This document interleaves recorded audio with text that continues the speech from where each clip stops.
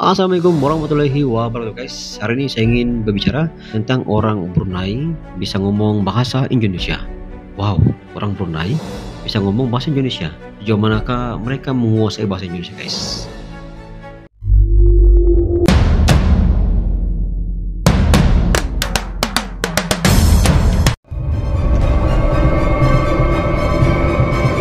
Rossi Studio.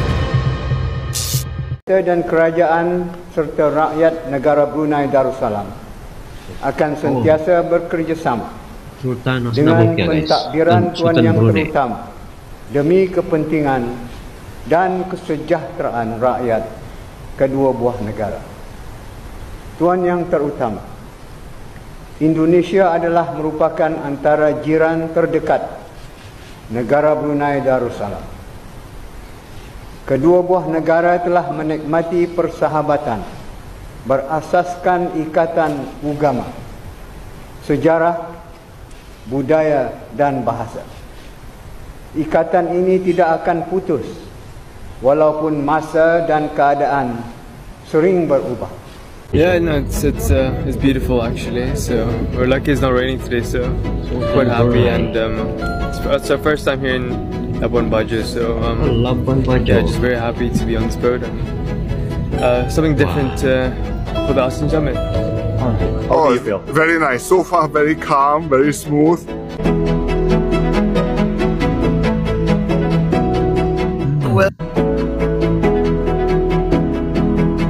Labuan Bajo merupakan pusat wisata yang begitu unik guys, begitu cantik sekali. Saya ingin kongsikan bahawa pengaruh bahasa Indonesia di Brunei Darussalam ini bukan sahaja mampu menembusi global, malah bahasa Indonesia ini juga mempengaruh ataupun juga mempunyai pengaruhnya dan mampu menembusi negara Brunei Darussalam. Pada masa ini lebih kurang seramai 80,000 rakyat Indonesia tinggal di negara Brunei Darussalam, iaitu hampir 1/5 Pak rakyat Brunei, dan 1/5 itu ialah orang Indonesia.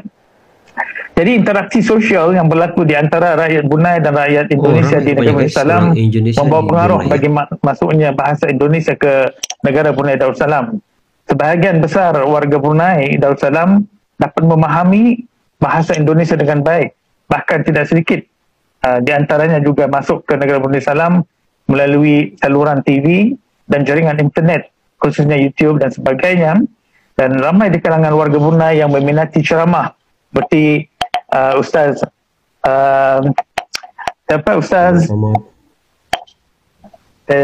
lupa namanya, ya siapa? Ustaz Yes, Abdul Samad. Ya, itu memang orang-orang Brunei memang minat dengan Ustaz Abdul Samad, dan juga drama dan musik daripada Indonesia, dan itu menjadikan bahasa Indonesia sebagai bahasa yang masyhur di negara Brunei Darussalam. Assalamualaikum teman-teman. Akhirnya Risha udah sampai di Sudirman buat pertama kalinya. Risha sangat excited karena bangunan-bangunan di sini bagus banget dan tempatnya bersih banget. Risha puji banget ya, di sini tuh kebersihan Indonesia di mana-mana Risha lihat emang dijaga, tapi Risha bingung di sini nggak banyak gitu loh pejalan kaki seperti tempat yang Risha selalu jalan. Ternyata di Sudirman nggak banyak pejalan kaki, tapi transportasi emang sini mantap ya. Banyak banget segala macam transportasi. Wah. Ini tempat yang apa nih guys? Gedung-gedung. Nah, Risha pengen kasih lihat, nggak ada. Waduh, orang mau masuk. Kita diklakson duluan. Yuk. Wow, gede-gede gedung-gedung sini. Wow. bus listrik. Nah, sini ada disediakan jalan Bus ya. listrik, Tuh. guys. Jadi selamat. Berapa? Turisnya suka itu Da Vinci itu apa ya? Kayaknya apartemen. Di sini bangunannya nampak mewah-mewah, teman-teman. Guys, Lihat betul. atau mengalami hal ini sendiri. Ternyata bahasa dan budaya Indonesia itu pelbagai banget karena kota-kotanya udah banyak, apalagi dari segi bahasa dan budaya mereka tuh pelbagai. Tetapi apa yang Risha perhatiin, Indonesia itu walaupun pelbagai bahasa dan budaya, penerimaan mereka itu, kesatuan mereka itu yang bikin Risha kayak overwhelming dan ngerasa ini berbeda banget sama luar negara. Di mana di luar negara? Contohnya di Amerika Serikat, kalau mereka ngelihat satu perbedaan, pasti mereka tuh rasisnya sumpah minta ampun ya. Atau mana-mana negara lain, kalau aja ada melihat satu perbedaan itu pasti dihujat habis-habisan secara real life, guys. Itu sih nyakitin hati banget ya. Tapi kalau kita lihat di Indonesia, kalau pelbagai perbedaan pun, atau berbeda agama, ataupun kulit mereka yang berbeda-beda, itu nggak asing lagi buat mereka. Mereka ngerasa itu perkara biasa, dan bahkan menjadi daya tarikan. Nah, ini nih, kalau dari segi kreativitas, Risha bisa perhatiin hal ini dari dulu hingga lah sekarang. Dari dulu, entertainmentnya Indonesia itu berleluasa. Dari dulu ya.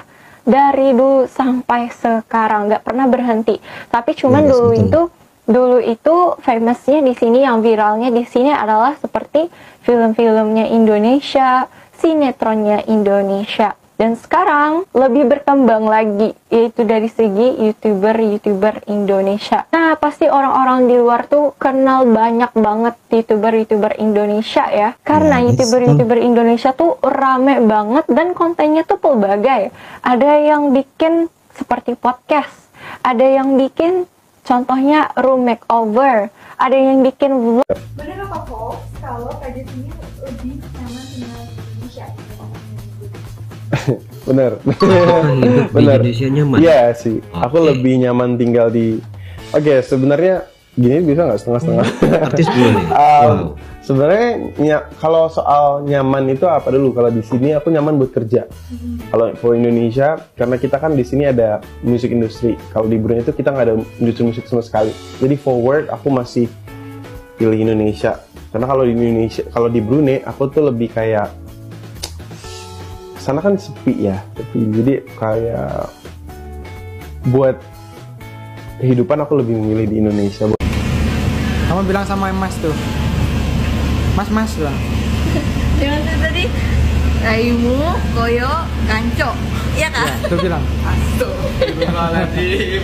Mas siapa yang ngajarin macam tuh? Ini. Tak boleh Pak, macam tuh. Aku memang tahu. Apa itu artinya? Raimu, Raimu, koyo. koyo, ganco. Ya. Bilang sama itu Mas. Apa artinya Mas? Apa artinya mas? Kamu ganteng sekali gitu ya? Oh gitu ya. Orang Brunei guys. Wow. Kalau kita melihat dalam video ini, ternyata orang Brunei begitu lancar banget dan mereka suka banget tinggal di Indonesia guys. Dalam video akhir tadi, ayat ataupun artis Brunei guys, katanya dia lebih suka berkarya di Indonesia ketimbang berkarya di Brunei. Katanya kalau dia di Indonesia dia rasa dihargai dan dia rasa happy banget dan dia rasa ramai yang mendukungnya. Tapi kalau ada di Brunei, sebenarnya negaranya sepi, kok tiada yang mendukung ya. Tapi kalau kita melihat dari segi jumlah penduduk guys, jumlah penduduk yang ada di Brunei memang sedikit. Jadi kalau berkarya seperti artisnya, penyanyinya, walaupun pendukungnya rame, tapi kalau ke Indonesia berkali-kali ganda ramainya guys. Makanya di Indonesia apa yang kita lakukan pasti ramai yang merhati, ramai yang menilai. Kita punya kualitas diri guys, yang menyebabkan kenapa orang Indonesia itu begitu kreatif banget. Oleh karena ramainya warga Indonesia, yang tidak kreatif akan tenggelam, yang kreatif akan timbul guys. Maka apabila desakan hidup itu menghimpit mereka. Mereka tidak ada pilihan, melainkan mereka perlu meningkatkan kualitas diri, meningkatkan ilmu yang ada, kemahiran yang ada, agar mereka bisa bersaing di pasaran global di dalam Indonesia, guys. Orang Brunei juga datang ke Indonesia, mereka menguasai bahasa Indonesia, dan mereka juga merasa sangat nyaman berada di Indonesia, guys. Menurut Anda, kenapa situs ini selalu terjadi dengan orang bukan Indonesia, seperti orang Singapura, orang Malaysia, orang Brunei, datang ke Indonesia, mereka merasakan bahwa mereka begitu dihargai, guys. Kenapa ini bisa terjadi? Menurut Anda, bagaimana? Sedikit banyak pandangan daripada Roystudio. Sekiranya Anda mempunyai pandangan terkait dengan video ini, Anda boleh komen di bawah, guys. Jumpa di next video. Assalamualaikum. Bye-bye. Channel YouTube dengan konten yang seru mereaksi apapun tentang Indonesia, kami dari Malaysia. Ayo like and subscribe Razli Studio.